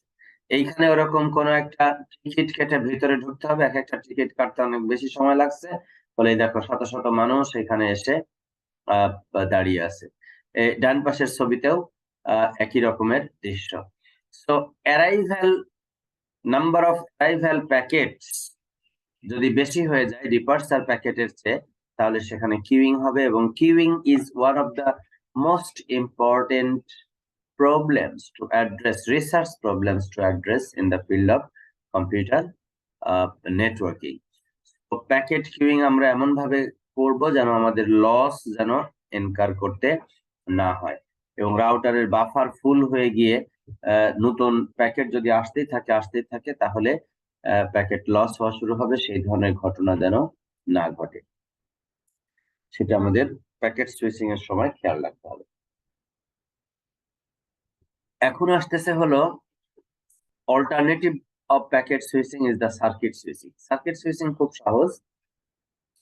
সোর্স থেকে ডেস্টিনেশনে সকল ডেটা একই পাথে যাবে এবং পাথ আগে থেকেই ডিটারমাইন করা থাকবে, প্রতি হোপে হোপে নির্ধারণ হবে না নেক্সট কোনটাতে যাবে, নেক্সট কোনটাতে যাবে, নেক্সট কোনটাতে যাবে না, ওগুলি হবে না, আগে থেকে নির্ধারিত থাকবে, ব্যান্ডউইথ অ্যালোকেটেড থাকবে এবং সরাসরি এখান থেকে পাঠানো হবে। কিন্তু আনফরচুনেটলি ইন্টারনেটে ধরনের ডেটা কমিউনিকেশন খুব একটা পপুলারিটি পায়নি এই কারণে যে যদিও টেলিফোনি নেটওয়ার্কে এই সার্কিট সুইচিং এর মাধ্যমে কল লিংক এস্টাবলিশ করা হয়, বাট ইন্টারনেটের ডেটা নেটওয়ার্কিং এর ক্ষেত্রে এটা আসলে পপুলারিটি পায়নি। তার মূল কারণ হলো খুব ন্যাচারাল। খেয়াল করে দেখো, আমরা যখন কোনো ইন্টারনেটের সাথে সার্ভারের সাথে দূরবর্তী জায়গায় কানেক্টেড হই, তখন ব্রাউজারে একটা ধরো অ্যাড্রেস লিখলাম, লিখে এন্টার দিলাম, সেই পেজটা আসলো। আমরা করি কি, ওই পেজটা তখন পড়ি বিভিন্ন কন্টেন্ট, আবার কিছুক্ষণ পরে একটা জায়গায় লিংক করি, সেখানে ক্লিক করি, এরপর আবার নতুন আর একটা পেজ আসে, সেইখানে আমরা যাই। তার মানে হলো আমরা আসলে কোনো সার্ভারে বা কোনো জায়গায় কানেক্টেড হইলে ওই ওই লিঙ্কটা বা ওই কানেকশনটা কন্টিনিউয়াস আমরা ব্যবহার আসলে প্রায়শই করি না। হয়তো 10%, টোটাল সময়ের 10% আমরা ব্যবহার করি বা 5% ব্যবহার করি। কারণ একবার ডেটা চলে আসলে যখন আমি পড়তেছি, স্ক্রিনে পড়তেছি কন্টেন্টটা, তখন কিন্তু আমার সাথে সার্ভারের কোনো কমিউনিকেশন নাই, ডেটা কমিউনিকেশন কোনো কিছু নাই। কিন্তু যদি ওই সময়টা, পুরো সময়টা ধরে যদি আমি লিঙ্কটা বিজি করে রাখি, তাহলে হয়তো 1 ঘন্টা ধরে আমি পুরাটা পড়তেছি, তার মধ্যে হয়তো 5 মিনিট আমি ডেটা ডাউনলোডের জন্য ব্যবহার করছি, আর বাকি 55 মিনিট ধরে আমি ওই কন্টেন্টটা পড়লাম, যে সময় কোনো ডেটা কমিউনিকেশন নাই। কিন্তু এই যে ব্যান্ডউইথটা পুরো রাস্তায়, সোর্স থেকে ডেস্টিনেশনে, হয়তো বা সার্ভার আছে আমেরিকায়, আমি আছি ঢাকায়, এই পুরো রাস্তায় পুরো ব্যান্ডউইথটা যদি আমি ডেডিকেটেড করে রাখি, তাহলে আসলে আমি আরো অনেক মানুষের কমিউনিকেশনকে বাধাগ্রস্ত করলাম। এই জন্য ইন্টারনেটের সবচেয়ে গুরুত্বপূর্ণ কস্টলি রিসোর্স, এর আগেও আমি একাধিকবার বলেছি, ইন্টারনেটের সবচেয়ে কস্টলি রিসোর্স হলো ব্যান্ডউইথ। তো ব্যান্ডউইথের ইফিশিয়েন্ট ইউটিলাইজেশন নিশ্চিত করার জন্য সার্কিট সুইচিং টেকনোলজি ডেটা নেটওয়ার্কের জন্য ওই পরিমাণ পপুলারিটি পায় নাই, স্পেশালি লং ডিস্টেন্স কমিউনিকেশনের জন্য। বাট এটার পদ্ধতি খুব সিম্পল, সরাসরি কানেক্টেড হবে এবং সেই পথ দিয়ে সমস্ত প্যাকেট ট্রান্সমিট হবে। সার্কিট সুইচিং এর 2 ধরনের পদ্ধতি আছে, একটা ফ্রিকোয়েন্সি ডিভিশন মাল্টিপ্লেক্সিং, একটা টাইম ডিভিশন মাল্টিপ্লেক্সিং। আমি জানি যে এই ধারণাগুলি তোমরা ডেটা কমিউনিকেশন কোর্সে পড়ে এসেছো, তারপর আমি একটু রিভিশন দিচ্ছি প্রথম চ্যাপ্টার, পরবর্তী চ্যাপ্টার থেকে আমরা ডেডিকেটেড আইটেমস সমূহ পড়বো। তোমরা জানো যে ফ্রিকোয়েন্সি ডিভিশন মাল্টিপ্লেক্সিং এ আসলে টোটাল যে অ্যালোকেটেড ফ্রিকোয়েন্সি আছে, সেগুলি কতগুলি ব্যান্ডে ভাগ করা হয়, এক একটাকে আমরা বলছি এক একটা চ্যানেল, এবং এই চ্যানেল প্রতিটা ইউজারের জন্য, আলাদা আলাদা ইউজারের জন্য ডেডিকেটেড করে দেওয়া হয়, এবং সেই চ্যানেলের ভিতর দিয়ে সে তখন ডেটা ট্রান্সমিট করতে পারে। আর একটা স্ট্র্যাটেজি আছে, সেটা হলো টাইম ডিভিশন মাল্টিপ্লেক্সিং। টাইমে ভাগ করে নিব, এই টাইমের বরাবর ভার্টিক্যালি ভাগ করে নিব, এবং এই টাইম স্লট গুলি একবার হলো দেখো প্রথম ইউজার, তারপরে দ্বিতীয় ইউজার, তারপরে তৃতীয় ইউজার, তারপর চতুর্থ ইউজার, আবার প্রথম ইউজার, আবার 3 জনের পরে প্রথম ইউজার, আবার 3 জনের পরে প্রথম ইউজার, আবার 3 জনের পরে প্রথম ইউজার, এভাবে করে ব্যবহার করতে পারে। আচ্ছা, কেউ মনে করতে পারো স্যার এইভাবে যেটা ট্রান্সমিট করলে তো একজন প্রথমে ট্রান্সমিট করবে, বাকি 3 জন যখন ট্রান্সমিট করতেছে তখন এর তো অপেক্ষা করতে হবে, তারপরে আবার সে ট্রান্সমিট করতে পারবে, তাহলে এটা তো অনেক সময় লাগতেছে। এটা ট্রু আপাত দৃষ্টিতে, কিন্তু খেয়াল করে দেখো সবচেয়ে রিয়েল টাইম কমিউনিকেশন যেটা, সেটা হলো ভয়েস কমিউনিকেশন। আমি এখান থেকে ফোন করলাম, অন্য পাশ থেকে সে ফোন ধরতেছে এবং পাঠাচ্ছে। আমি যদি একটা ইমেল পাঠাই বা একটা ওয়েবসাইটের কন্টেন্ট পাঠাই, ওইটা তো ধরো কয়েক সেকেন্ড দেরিতে গেলেও কোনো সমস্যা নাই। কিন্তু যদি ভয়েস কমিউনিকেশন করি রিয়েল টাইম, দূরবর্তী কোনো জায়গায় ইন্টারনেট ব্যবহার করে, তাহলে সেটা আমি কথা বলে তাকে সাথে সাথে শুনতে হবে, এবং শোনার পরে সে অ্যান্সার দিবে, আমাকে শুনতে হবে। তোমরা নিশ্চয়ই জানো যে আমাদের হিউম্যান ব্রেইন যখন কোনো শব্দ শুনে, তখন হিউম্যান ব্রেনে ওই শব্দটার স্থায়িত্বকাল হয় হলো 1 সেকেন্ডের 10 ভাগের 1 ভাগ সময়। That means 0.1 second. 0.1 সেকেন্ড মানে আসলে কত? 100 মিলি সেকেন্ড। বিশাল টাইম কিন্তু। তার মানে এই যে 1 নাম্বার ইউজার এখানে টাইম পাইলো, আর ওই 1 নাম্বার ইউজার আবারও এখানে টাইম পাইলো, এইটা যদি হয় ধরো 10 মিলি সেকেন্ডের জন্য টাইমটা পাচ্ছে 10 মিলি সেকেন্ড, এবং এখানে 3 জন না, আরো যদি 9 জন থাকতো, থাকার পরে আবার যদি এখানে সে 10 মিলি সেকেন্ড পাইতো, তারপরেও সেই ইউজার মনে করবে যে আমি আমার ওপাশ থেকে যে আমাকে তথ্য পাঠাচ্ছে সে আসলে কন্টিনিউয়াসলি পাঠাচ্ছে, এবং আমি কন্টিনিউয়াসলি শুনতে পাচ্ছি। বুঝতে পেরেছো বিষয়টা? কারণ জি আগে স্যার। যে শব্দটা সে শুনেছে, তার মাথায় তো আরো 100 মিলি সেকেন্ড পর্যন্ত সময় ওই শব্দটা আসলে অনুরণিত হচ্ছে। এর মাঝখানে এই ব্যান্ডউইথ অন্যরা ব্যবহার করতে পারবে এবং তাকে আবার এই সময়ের জন্য এটা পাঠানো হচ্ছে। তার মানে যখন ব্যবহার করবে তখন পুরো ব্যান্ডউইথটাই ব্যবহার করবে, পুরো ব্যান্ডউইথটাই এক একজন ইউজার ব্যবহার করবে, পুরো ব্যান্ডউইথটাই কিন্তু খুব অল্প সময়ের জন্য ব্যবহার করে রিলিজ করে দিবে, অন্যদেরকে টার্ন দিবে সাইক্লিক অর্ডারের মতো, একজন শেষ হলে আরেকজন, তারপরে আরেকজন, তারপরে আরেকজন, তারপরে আরেকজন, তারপরে আরেকজন, আবার প্রথম থেকে শুরু হবে, তারপরে আবার এরকম করে করে পরপর পরপর সাইক্লিক অর্ডারে যাবে। এখন এই অর্ডারটা কতজনের হবে, একজনের ট্রান্সমিট করার পরে আর বাকি 3 জনের পরে আবার পাবে, নাকি 10 জনের পরে পাবে, নাকি 50 জনের পরে পাবে, এইটা নির্ভর করবে হলো কি ধরনের অ্যাপ্লিকেশন ওখানে চলতেছে এবং কত পরিমাণ ইউজার সেখানে আছে, তার উপরে ঠিক করে অ্যাডমিনিস্ট্রেশন করা হবে যে এই ব্যান্ডউইথটা সাইমালটেনিয়াসলি মোট কতজন শেয়ার্ড ব্যবহার করতে পারবে। এটার প্র্যাকটিক্যাল এক্সাম্পল হলো, একই নেটওয়ার্কের সাথে যদি তুমি কানেক্টেড থাকো, এরকম আজকে কি বার, মঙ্গলবার, সকালবেলা অফিস টাইম প্রায় হয়ে গেল, এখন এই সময় যদি তুমি ব্যবহার করো ইন্টারনেট, তাহলে যে পরিমাণ ডাউনলোড স্পিড পাবা, ওই একই কানেকশন একই বাসায় একই জায়গায় একই আইএসপির সাথে রাত 12টা 1টার সময় যদি করো, দেখবা যে স্পিড অনেক বেড়ে গেছে। তো কিভাবে এই ঘটনাটা ঘটে, এই যে অনেকক্ষণ পর পর দিনের বেলা বিজি টাইমে করলে তোমার টার্ন যে অনেকক্ষণ পর পর আসতো, সেটা এখন 1-2 জনের পর পরই তোমার টার্ন আসছে, ফলে তুমি খুব দ্রুত ডেটাটাকে ডাউনলোড করতে পারতেছো অথবা আপলোড করতে পারতেছো। তো শেয়ার্ড ব্যান্ডউইথের সুবিধা হলো এটা ইলাস্টিক, ইলাস্টিক ইলাস্টিক যেরকম টানলে বাড়ে আবার ছেড়ে দিলে কমে যায়। দ্যাট মিনস তোমার নর্মাল টাইমে তোমার মিনিমাম ব্যান্ডউইথটা পাবা, কিন্তু ইউজাররা যখন থাকবে না, ফাঁকা থাকবে, তখন তুমি হিউজ পরিমাণ ব্যান্ডউইথ তখন তুমি পেয়ে যাবে। অসুবিধা কোথায়, অসুবিধা হলো বিজি পিরিয়ডে যদি আমার বেশি ব্যান্ডউইথ থাকে, তাহলে শেয়ার্ড ব্যান্ডউইথ ব্যবহার করলে আমার বেশি ব্যান্ডউইথ প্রয়োজন হয়, তাহলে শেয়ার্ড ব্যান্ডউইথ ব্যবহার করলে আমি আমার যে পারপাস আছে সেটা আমি হয়তোবা সার্ভ করতে নাও পারি। তো সেই পার্সপেক্টিভে মানুষ চিন্তা করে যে সে কি পরিমাণ ব্যান্ডউইথ তার ডেটা ট্রান্সমিশনের জন্য ব্যবহার করবে। তো এই হলো মূলত দুইটা। এখন যদি দুইটার কারেসপন্ডিং আমরা যদি একটু কম্পারেটিভ, যদি একটু তুলনামূলক আলোচনা করি, তাহলে যেটা পাবো সেটা হলো সার্কিট সুইচিং এ একটা নির্দিষ্ট সংখ্যক ইউজারের বেশি আমরা দিতে পারবো না, কারণ আমার যদি একটা নির্দিষ্ট ব্যান্ডউইথ থাকে, আমি টাইম ডিভিশন করি অথবা ফ্রিকোয়েন্সি ডিভিশন করি, যেটাই করি না কেন, একটা ম্যাক্সিমাম নাম্বার অফ ইউজারকে দিতে পারবো, যতগুলি চ্যানেলে আমি ভাগ করেছি অথবা টাইম আমরা যেভাবে ভাগ করেছি তার উপর নির্ধারণ করে সেটা আমরা দিতে পারবো। এবং সমস্যা হলো, যদি অ্যাক্টিভ থাকে সব সময় তাহলে সার্কিট সুইচিং ঠিক আছে, কিন্তু যদি অ্যাক্টিভ না থাকে, সাধারণত দেখা যায় যে 10% of the time or less active থাকে।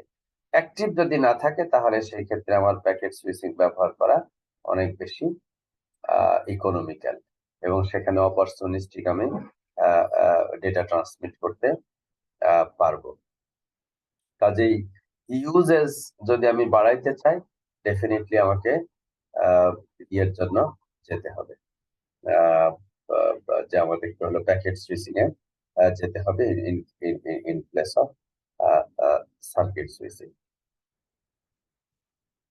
বলতেছে ইজ প্যাকেট সুইচিং এ স্ল্যাম ডাঙ্ক উইনার, মানে প্যাকেট সুইচিং এর মাধ্যমে তো হুইমজিক্যাল, ও ডেটা পাঠিয়ে দিচ্ছে, কোনো ব্যান্ডউইথের গ্যারান্টি নাই, কিছু নাই, ডেটা পাঠিয়ে দিচ্ছে এবং এখানে গিয়ে এই পথে যাবে নাকি এখানে গিয়ে আবার এই পথে হয়ে তারপরে এখানে যাবে, এর কোনো সুনির্দিষ্ট দিক নাই। তো না, এটাই বরং কারেক্ট। কেন, over the course of time internet, আমি যখন এখান থেকে পাঠিয়েছিলাম তখন মনে করেছিলাম যে এই পাথটাই হলো বেস্ট এখানে যাওয়ার, কিন্তু এই প্যাকেট যখন 2-3 হপ গেছে, যাওয়ার পরে যদি এরকম হয় যেদিকে কোথাও লিংক কনজেস্টেড হয়ে গেছে, তখন ভিন্ন পাথ ব্যবহার করলেই বরং প্যাকেটটা দ্রুত ডেস্টিনেশনে পৌঁছানোর সম্ভাবনা আছে। And that is very much practical, and that is being accepted by all the network giant across the world, এবং কনজেশন কন্ট্রোল বলি, ফ্লো কন্ট্রোল বলি, সবই এখানে মোর ইফিশিয়েন্টলি আসলে হ্যান্ডেল করা সম্ভব হয়। So circuit switching is good for continuous use of the information or the bandwidth, but it's worst if the link is not being used by the end users continuously.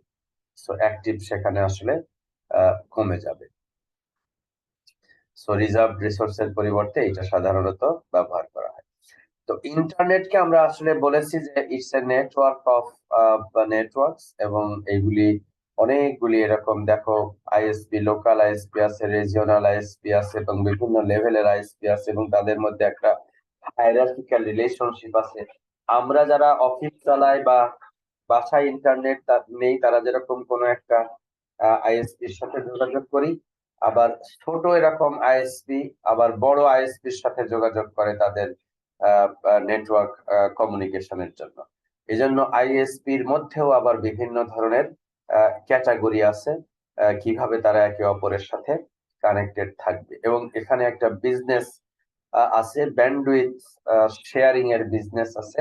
কারা কার network কি পরিমাণ ট্রাফিকের জন্য ব্যবহার করতেছে তার উপরে ভিত্তি করে এক আইএসপি আর এক আইএসপির কাছে এটা বিক্রি করে। যেরকম ধরো আমরা যে সমস্ত কমোডিটি ম্যাটেরিয়ালস ঘরে নিয়ে এসে খাই, এটা চাল, ডাল, আটা, লবণ, তেল, যাই বলো না কেন, এগুলির নানান ধরনের, একটা আছে ম্যানুফ্যাকচারার যারা আসলে কোম্পানিতে এগুলি প্রডিউস করতেছে, প্ল্যান্ট আছে যাদের, এরপরে আছে হলো পাইকারি বিক্রেতা, এরপরে আছে হলো খুচরা বিক্রেতা, তারপরে আছে হলো আমাদের কাছে। ক্ষেত্র বিশেষে এই পাইকারি বিক্রেতাও আবার 2-3 ধরনের আছে, খুচরা বিক্রেতারও আবার ধরন 2-3 ধরনের আছে। তো আমরা মিনিমামটাই ধরলাম যে একটা হলো ম্যানুফ্যাকচারার, তারপরে পাইকারি বিক্রেতা, তারপরে হলো খুচরা বিক্রেতা, তারপরে আমরা কাস্টমার। এইখানে দেখা যাচ্ছে হায়ারার্কি আছে। ম্যানুফ্যাকচারার হয়তো 10 টাকায় বিক্রি করতেছে, পাইকারি বিক্রেতায় 11-12 টাকায় বিক্রি করতেছে, খুচরা বিক্রেতা ওইটা 15-16 টাকায় বিক্রি করতেছে।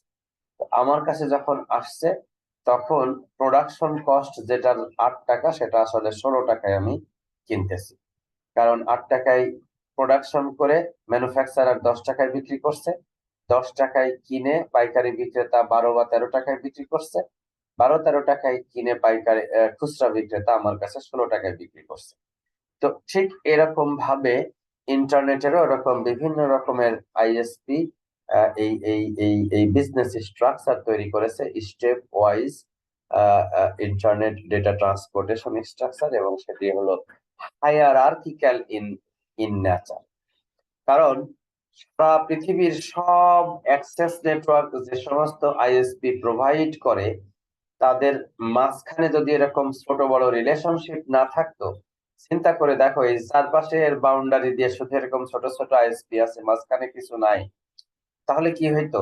এক আইএসপি থেকে আর এক আইএসপি কে সরাসরি কানেক্ট করার জন্য আমাকে এরকম অসংখ্য লিঙ্ক তৈরি করতে হইতো, তাই না? এরকম অসংখ্য লিঙ্ক তৈরি করতে হইতো, যেটা আসলে প্র্যাকটিক্যাল না, যেটা আসলে প্র্যাকটিক্যাল না। এ কারণে কি করা হয়েছে, ফ্ল্যাট আর্কিটেকচার তৈরি না করে হায়ারার্কিক্যাল আর্কিটেকচার তৈরি করেছে।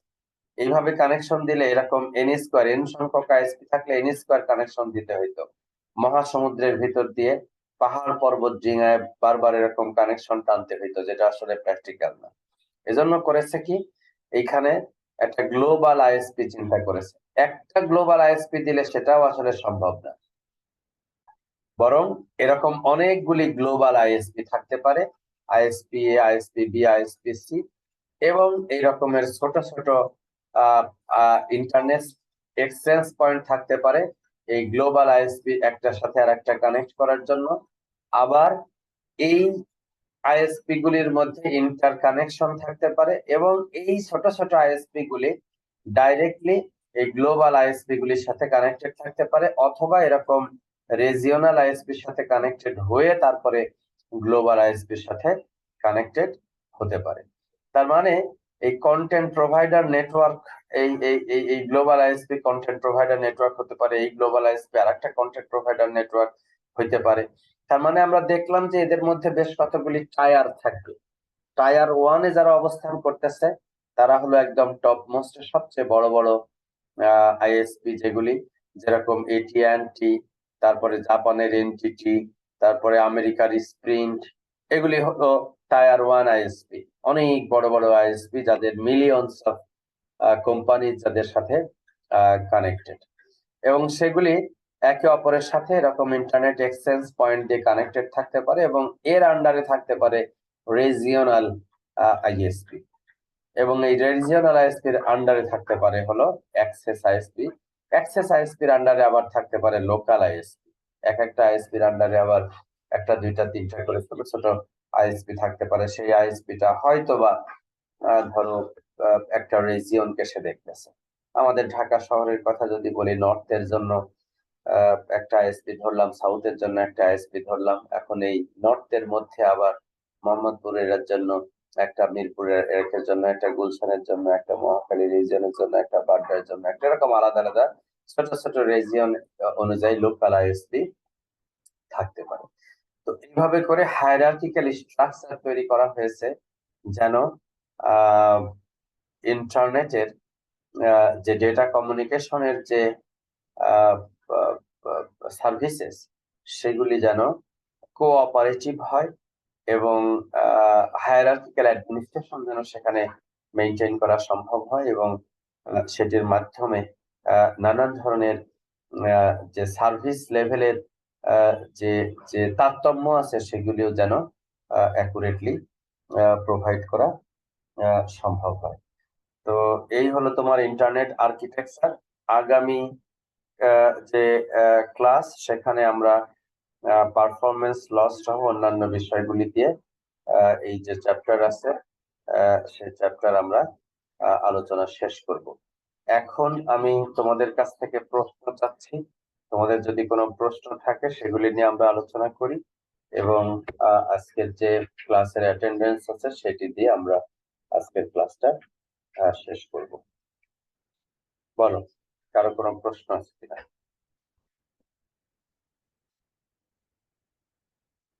নাই? স্যার বলো। স্যার এখানে বলো। ফেসবুক, জি স্যার, ফেসবুক কি ধরনের আইএসপি ব্যবহার করে? বা এখানে প্রাইভেট একটা জিনিস দেখলাম স্যার, ওইটা আপনি কি আগের স্লাইডে যাবেন?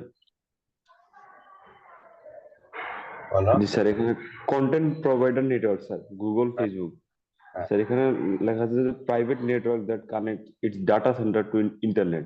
এটা আসলে কি বুঝাইছে স্যার, একটু যদি বলতেন। ও, এইটা হলো এই যে খেয়াল করে দেখছো, এই যে গুগল, এরকম জি এখানে আছে ধরো ফেসবুক। গুগল করছে কি দেখো, ক্ষেত্র বিশেষে গুগল তো সারা বিশ্বে তাদের নিজস্ব ডেটা সেন্টার তৈরি করেছে, তাই না? এবং সে এরকম কোন টায়ার 1 আইএসপির সাথে কানেক্টেড থাকতে পারে।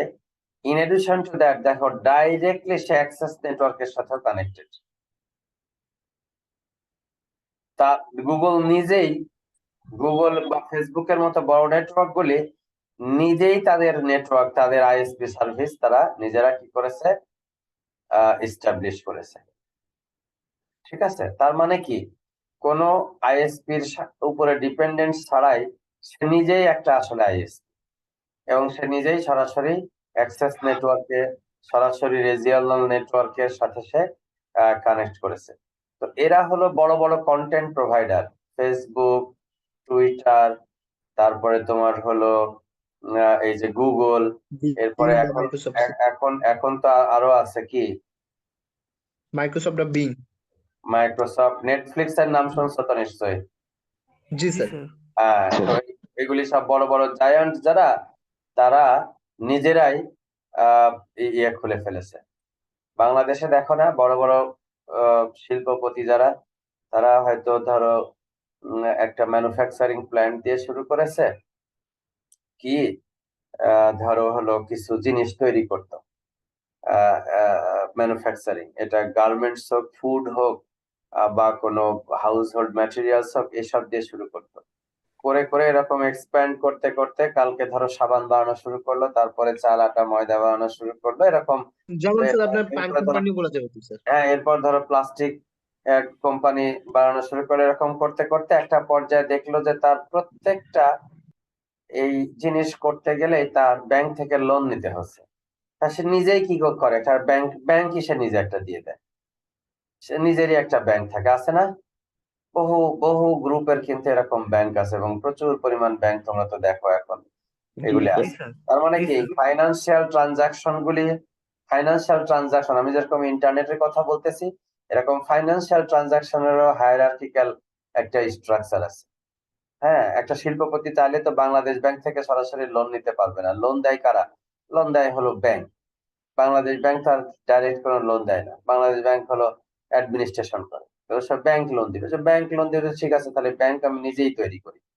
তাহলে সেই ব্যাংক থেকে আমার বিভিন্ন প্রতিষ্ঠান লোন নিবে, সেই প্রতিষ্ঠান আবার ব্যাংকে শোধ দিবে, কাজ করবে, সো দ্যাট এটার অ্যাডমিনিস্ট্রেশন যেন তার জন্য অনেক সুবিধা হয়। তো গুগল এখন যে পরিমাণ সার্ভিস প্রোভাইড করছে অন্য কোম্পানির উপরে, সেও একটা লিমিটেড কোম্পানি, ওই আইএসপি যে চালাচ্ছে সেও একটা লিমিটেড কোম্পানি। সে তখন চিন্তা করেছে, তাহলে আমি নিজেই এই ইন্টারনেট ইনফ্রাস্ট্রাকচারটা তৈরি করবো, এবং আমার যারা ইউজার আছে সব আমার কাছ থেকে ডাইরেক্টলি কানেক্টেড থাকবে, একদম গ্রস রুট পর্যন্ত আমার সাথে কানেক্টেড থাকবে, সেরকম ভাবে সে স্ট্রাকচারটা সে তৈরি করেছে। এর আগেও আমি বলেছি, প্রথম চ্যাপ্টারটা আসলে এই পুরো বইয়ের সবগুলি বিষয় সম্পর্কে একটা ওভারঅল আলোচনা করতেছে। এখনো পর্যন্ত আমরা সুনির্দিষ্ট কোনো প্রোটোকল, অ্যালগোরিদম, ম্যাথমেটিক্স, মেথোডোলজি পড়া শুরু করিনি। এখনো পর্যন্ত আমরা ওভারঅল স্ট্রাকচার, ফিলোসফি, সার্ভিস এবং এবং এবং এবং এর যে অর্গানাইজেশনাল কম্পোনেন্টস গুলি আছে সেগুলি নিয়ে আমরা আলোচনা করছি। But these are fundamental. আমি সব সময় কিন্তু ডেফিনেশনকে সবচেয়ে বেশি গুরুত্ব দেই। তোমাদেরকেও বলছি, প্রত্যেকটা পেজ ভালোভাবে পড়বা, বই থেকে রিডিং, এবং প্রত্যেকটা কম্পোনেন্ট পড়ে আসবা। আগামী পরশুদিন যে ক্লাস আছে সেখানে আমি এই performance, loss, delay, throughput calculation, security protocol layer ইত্যাদি সম্পর্কে আমি ধারণা দিব। তোমাদের কাছে রিকোয়েস্ট থাকবে তোমরা একটা আবার রিডিং পড়ে আসো, যে সমস্ত জায়গায় প্রবলেম আছে সেগুলো একটু আইডেন্টিফাই করো। 50%ও যদি তোমরা বুঝতে পারো, বাকি 50% ক্লাস করলে এত সুন্দর বুঝে ফেলবা যে তোমাদের আর মানে বাসায় গিয়ে আর পরবর্তীতে অত কষ্ট করতে হবে না। ক্লাসেই তুমি সুন্দর করে এই কন্টেন্টটা সম্পর্কে ধারণা পেয়ে যাবা। তো ওই কোঅপারেটিভ লার্নিং যে স্টাইল সেটি তোমরা ফলো করো, এটা হলো তোমাদের কাছে আমার পরামর্শ, এবং সে অনুযায়ী ম্যাক্সিমাম লার্নিং যেন তুমি অ্যাচিভ করতে পারো সেটা ইনশিওর করো। আমি অ্যাটেন্ডেন্সে চলে যাচ্ছি। প্রথম হলো Mahfizur Rahman. Yes, sir. Okay, attendance please. Masud Al Mahadi. Masud Al Mahadi absent. আচ্ছা, মাহমুদুল হাসান আবির অ্যাবসেন্ট। আমিনুল ইসলাম। Yes. আমিনুল ইসলাম দুইটা, এটা হলো 183। প্রথম যেটা ডাকবো সেটা 183 আসো। রুহুল ইসলাম অ্যাবসেন্ট। আমিনুল ইসলাম 191 এর। Yes, sir. আছে। ওকে, এরপরে কবিরাতুন Umme Oishi. Yes, sir. Okay, এরপরে আহসান হাবিব। আহসান হাবিব অ্যাবসেন্ট। গোলাম রহমান, শাহ মোহাম্মদ গোলাম রহমান নাইম অ্যাবসেন্ট। আচ্ছা, Imam Hasan absent. Mohammad Ariful Islam absent. Akil Uddin Bhuiyan. Present, sir. Okay, গতদিন কিন্তু অ্যাবসেন্ট ছিল, আর অ্যাবসেন্ট থাকবো না। বিবি খাদেজা।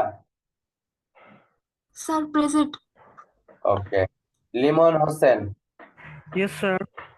জায়েদ Al Nahiyan. Present, sir. Zakir Hossain. Yes, sir.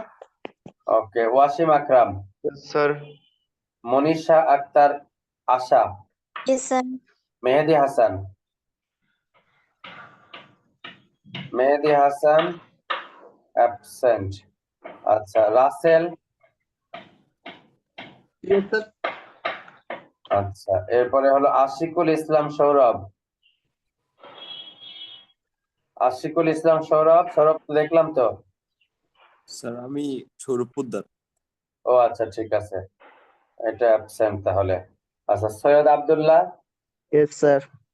Jannatul Aramim, Present, sir. Okay, Joy Pal, Yes, sir. Okay, Mohammad Ratul, Yes, sir. Lutful Alam, Lutful Alam absent. আচ্ছা, রাহিনুল ইসলাম, Yes, sir. আচ্ছা, রাহিনুল কিন্তু গতদিন প্রেজেন্ট ছিল না, প্রেজেন্ট থাকবা রেগুলার। মুনতাসির রহমান, রিফাত হাসান, মুনতাসির রহমান তো দেখলাম। Sir, net problem. আচ্ছা, রিফাত হাসান, Yes, sir. আচ্ছা, Dewan Minhajul Islam, Dewan Minhajul Islam absent. Sourav Poddar present. Abu Raihan Abdullah absent. আচ্ছা, জাকিরা সুলতানা কেওয়া, জাকিরা সুলতানা কেওয়া কি অ্যাবসেন্ট? ওকে, আবু সালে মোহাম্মদ নাইম, Present, sir. ওকে, জহিরুল ইসলাম, Sir, Zohar Islam Basse, sir. আচ্ছা, সাজিদ খান আবির, সাজিদ খান আবির অ্যাবসেন্ট। মুসাম্মদ আঞ্জুম মানারা আখি, ওকে, হাসিনুর রহমান, হাসিনুর রহমান আজকে অ্যাবসেন্ট হয়ে গেছে। Sir, Hasinur Ahmad আছে, sir. ওর আছে, নেটওয়ার্ক ইস্যু, স্যার। জি, স্যার। প্রদীপ সরকার, Present, sir. ওকে, গতদিন কিন্তু ক্লাস করো নাই, রেগুলার ক্লাস করবা। মোহাম্মদ রবিউল হাসান, রবিউল হাসান অ্যাবসেন্ট। স্যার রবিউল আছে কই? স্যার, একটু আগেই ছিল স্যার। হ্যালো স্যার, আমার নেটটা চলে গেছিল। আমি ওকে, আসি sir. Afsana Orin, Present, sir. Okay, Ahsanul Haque Shakil, Yes, sir. Okay, Mohammad Zahid Hasan Majumdar absent. তারপরে কে Amni Yes, sir. Present. Roman Hossain, Roman Hossain গতদিনও আসে নাই, আজকেও আসে নাই। আচ্ছা, Tanha Tarannum Yes, sir. Present. Nusrat Jahan yes sir. Present, okay. তাহলে আমরা দেখলাম আজকে 31 জন প্রেজেন্ট আছে, 16 জন অ্যাবসেন্ট আছে। তোমাদের স্যার। বন্ধু বান্ধব সকলকে বলবা রেগুলার প্রেজেন্ট থাকতে। হ্যালো, আসসালামু আলাইকুম স্যার। হ্যাঁ, বলো। স্যার আমার মাইক্রোফোন প্রবলেম ছিল তো এই কারণে মানে প্রেজেন্ট দিতে পারে নাই স্যার। লাস্টে 4-6 তাই তো? জি স্যার, 4-6 লাস্টে 4-6 কত ব্যাচের? 202 স্যার। 202 ব্যাচের, দাঁড়াও। 202 ব্যাচের লাস্টে 4 দেওয়ান মিনহাজুল জি স্যার, জি স্যার। অ্যাবসেন্ট করে দিছিলাম তো। ওকে, ঠিক আছে, জি, ওকে, থ্যাংক ইউ, ভালো থেকো। আগামী পরশুদিন দেখা হবে। তোমাদের সকলের কাছে অনুরোধ, এই চ্যাপ্টারের এই অংশগুলি পড়ে আসবা, বই সকলে কালেক্ট করে ফেলো। ভালো থেকো, আল্লাহ হাফেজ। আসসালামু আলাইকুম।